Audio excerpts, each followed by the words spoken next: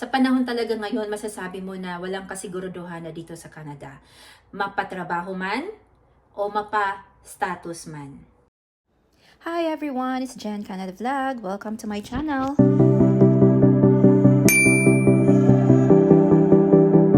Okay, bago ang lahat, manghingi po muna ako ng pasensya dahil medyo maingay ang ating background, nagluluto po ako. Dalawang bagay po ang pag-uusapan natin sa video na to. Ito yung patuloy na layoff na nangyayari dito sa Canada. Hindi lang po ito nangyayari sa mga big cities, pati din po dito sa lugar namin, sa Atlantic Nova Scotia, ay marami din pong naapektuhan. At ang isang bagay na pag-uusapan natin is yung bentahan ng LMIA. Medyo mura na ngayon, nagiging 4,000 Canadian dollars na lang. Na kung i-compare mo sa ibang province, nasa mga 20,000 to 40,000 Canadian dollars ang halaga nito. Ang mga yan ang pag-uusapan natin sa video na ito. After nung tariff war between US and Canada, ang dami na pong mga kumpanya na nag-i-stop hiring. Marami na din ako nakikita ng mga nag-close na mga kumpanya dito sa Halifax. Economic instability.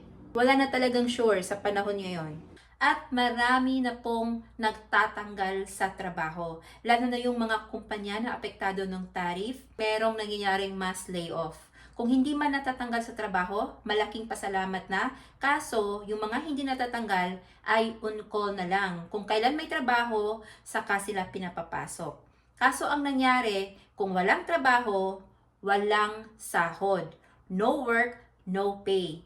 Ganyan po ang nangyayari sa kaibigan ko. Yung asawa niya, 5 months na ngayon, walang trabaho. Malaking pasalamat niya at hindi siya natanggal, kaso hindi naman siya natawagan para papasukin sa trabaho. Kaya nag-u-Uber na lang siya ngayon o kahit ano-ano na lang extra para lang mabayaran yung mortgage nila. And aside from that, meron din silang mga loans, credit cards, at saka yung gastos ng pangangailangan ng household. Kahit na walang trabaho yung asawa niya, grateful pa din sila dahil citizen na sila dito. Hindi sila mangangamba sa status nila sa pagtira nila dito sa Canada. Mag-away naman po tayo sa status ng isang kasamahan ko sa work. Hired po silang mag-asawa 4 years ago as foreign worker sa Pilipinas. Hanggang ngayon ay hindi pa po nila nakamit o makuha yung pagiging permanent resident. Okay na sana pareho silang mag-asawa, may full-time job. Yung kumpanya namin is government.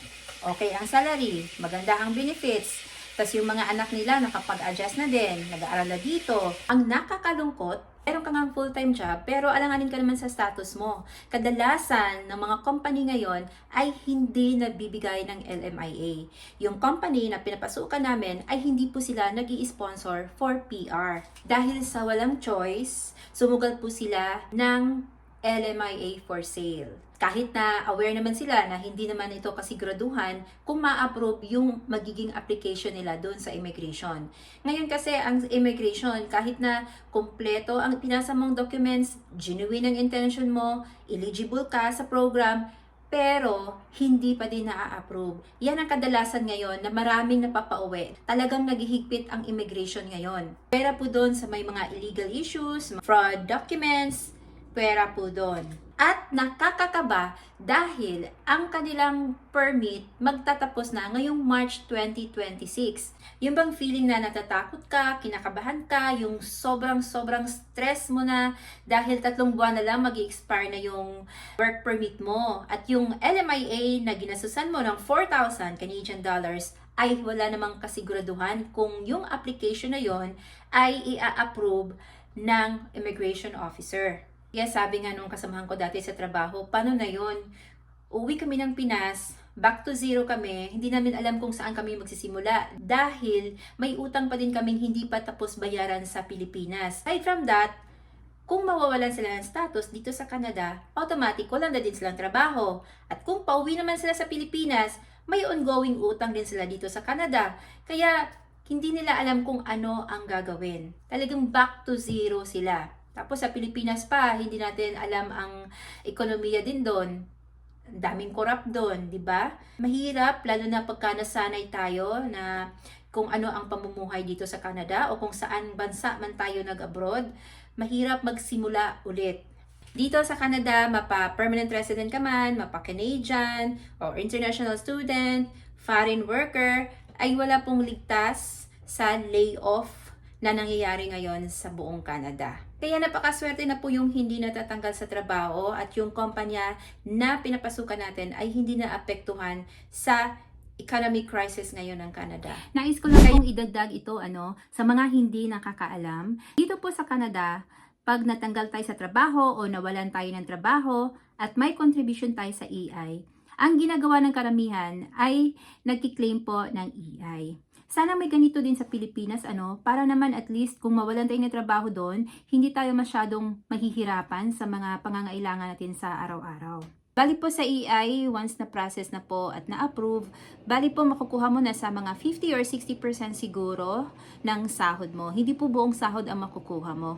Nagulat nga po ako dyan sa EI program na yan kasi yung isang kaibigan ko, umuwi po siya ng Pilipinas last week, gawa ng may sakit yung nanay niya. Nag-apply po siya ng EI. Sabi ko, pwede pala mag-claim ng EI kahit na nasa labas ka ng Canada. Sabi niya, pwede naman. Sabi ko, pwede pala. Wala kasi po akong experience. Hindi pa po ako nakapag-try na mag-apply ng EI. So, pwede pala ang ganon. Yung kasamahan ko po sa work, nabanggit ko po kanina na wala po talaga silang choice, kundi kakagat po sa LMIA for sale. Napakahirap po maghanap ng trabaho ngayon sa Canada. Lalong-lalo na trabaho na magbibigay ng LMIA. Napakahirap po. Sabi nga nung isang kakilala ko, sumbong mo para magkapera ka. Sabi ko, hindi naman ako ganon. Kakaawa naman yung mag-asawa. Siguro kung nangyari sa akin yon, susubok din ako na bumili ng LMIA. Nakakapanghinayang po kasi ang lahat kung uuwi po ng Pilipinas. Andito na sa Canada tapos iiwan mo lahat at magsisimula ulit. Napakahirap po ang ganon. Siguro yung mga ibang kabayan, yung galit sa mga ganyan, susumbong at susumbong talaga sila. Wala silang pakialam kung sino ang maapektuhan. Basta magkakapera sila. Maraming ganyan dito sa Canada. Sa lahat po na andito sa Canada na humaharap ng ganitong klaseng mga pagsubok sa buhay, keep on fighting po at manalig sa Panginoon po. Lahat po ay may rason kaya nangyayari po ang mga bagay-bagay. Maraming salamat po sa papanood. Thank you po sa lahat ng mga nag-subscribe sa channel kahit na minsan na po tayo makapag-upload. Thank you so much po. 13,200 subscriber na po tayo. Thank you so much po.